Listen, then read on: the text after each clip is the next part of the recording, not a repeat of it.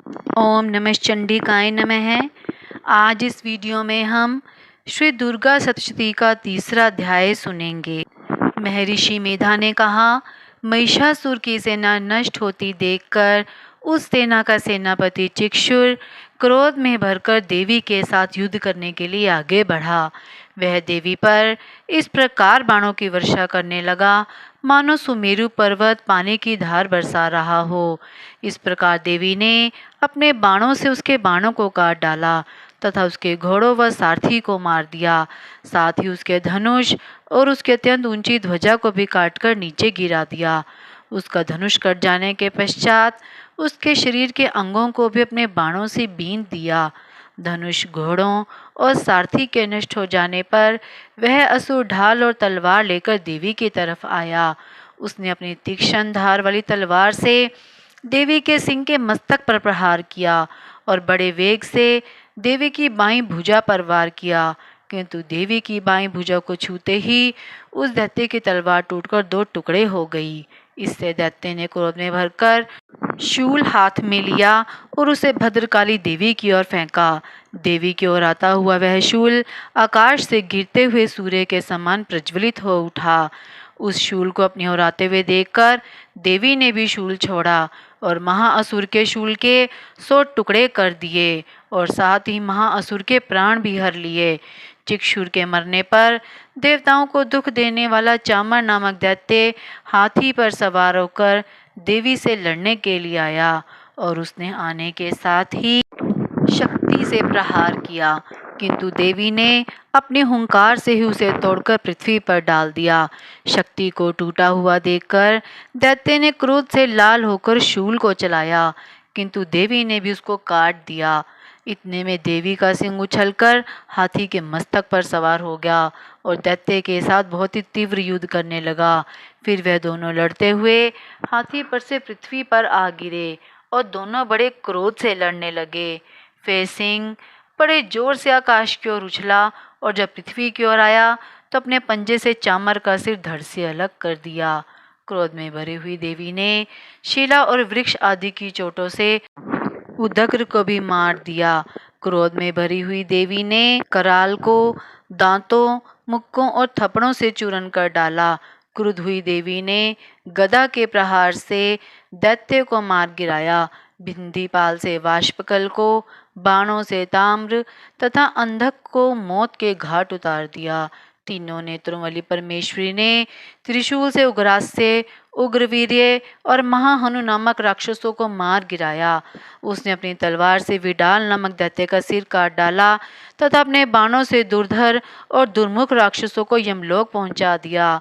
इस प्रकार जब महिषासुर ने देखा कि देवी ने मेरी सेना को नष्ट कर दिया है, तो वह भैंसे का रूप धारण करके देवी के गणों को दुख देने लगा। उन गणों में कितनों को उसने मुख के प्रहार से, कितनों को खुरों से, कितनों को पूंछ से, कितनों को सींगों से, बहुतों को दौड़ने के वेग से, अनेकों को सिंहनाद से, कितनों को चक्कर देकर और कितनों को श्वास वायु के झोंकों से पृथ्वी पर गिरा दिया। वह दैत्य इस प्रकार गणों की सेना को गिराकर देवी के सिंह को मारने के लिए दौड़ा। इस पर देवी को बड़ा गुस्सा आया।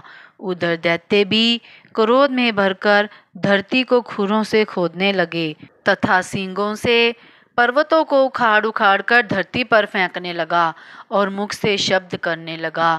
महिषासुर के वेग से चक्कर देने के कारण पृथ्वी शुद्ध होकर फटने लगी।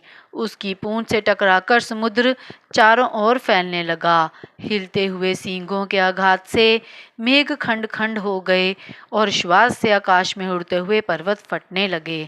इस तरह क्रोध में भरे हुए राक्षस को देखकर चंडिका को भी क्रोध आ गया और वह उसको मारने के लिए क्रोध में भर गई। देवी ने पाश फेंककर दैत्य को बांध लिया और उसने बंध जाने पर दैत्य का रूप त्याग दिया और सिंह का रूप बना लिया। और ज्यों ही देवी उसका सिर काटने के लिए तैयार हुई कि उसने पुरुष का रूप बना लिया, जो कि हाथ में तलवार लिए हुए था। देवी ने तुरंत ही अपने बाणों के साथ उस पुरुष को उसकी तलवार ढाल सहित बीन डाला। इसके पश्चात वह हाथी के रूप में दिखाई देने लगा और अपनी लंबी सूंड से देवी के सिंह को खींचने लगा और गर्जने लगा। देवी ने अपनी तलवार से उसकी सूंड काट डाली। तब राक्षस ने एक बार फिर भैंसे का रूप धारण कर लिया और पहले की तरह चर अचर जीवों सहित समस्त त्रिलोकी को व्याकुल करने लगा। इसके पश्चात क्रोध में भरी हुई देवी बारंबार उत्तम मधु का पान करने लगी और लाल लाल नेत्र करके हंसने लगी। उधर बलवीर्य तथा मद से क्रुद्ध हुआ दैत्य भी गरजने लगा। अपने सींगों से देवी पर पर्वतों को फेंकने लगा।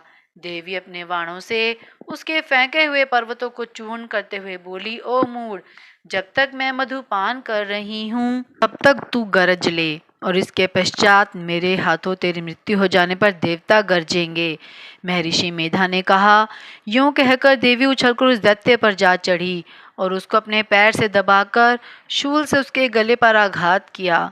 देवी के पैर से दबने पर भी दैत्य अपने दूसरे रूप से अपने मुख से बाहर होने लगा। अभी वह आधा बाहर ही निकला था कि देवी ने अपने प्रभाव से उसे रोक दिया। जब वह आधा निकला हुआ दैत्य युद्ध करने लगा तो देवी ने अपनी तलवार से उसका सिर काट दिया। इसके पश्चात सारी राक्षस सेना हाहाकार करती हुई वहां से भाग खड़ी हुई और सब देवता अत्यंत प्रसन्न हुए तथा ऋषियों महर्षियों सहित देवी की स्तुति करने लगे। गंधर्वराज गान करने तथा अप्सराएं नृत्य करने लगीं। श्री दुर्गा सप्तशती का तीसरा अध्याय समाप्त हुआ। अगर आप मेरे चैनल पर नए हैं और आपने मेरे चैनल को अभी तक सब्सक्राइब नहीं किया है तो आप मेरे चैनल को सब्सक्राइब करें ताकि आपको मेरी आने वाली वीडियो की नोटिफिकेशंस मिलती रहें। आप मेरी वीडियो को ज़्यादा से ज़्यादा लाइक और शेयर करें।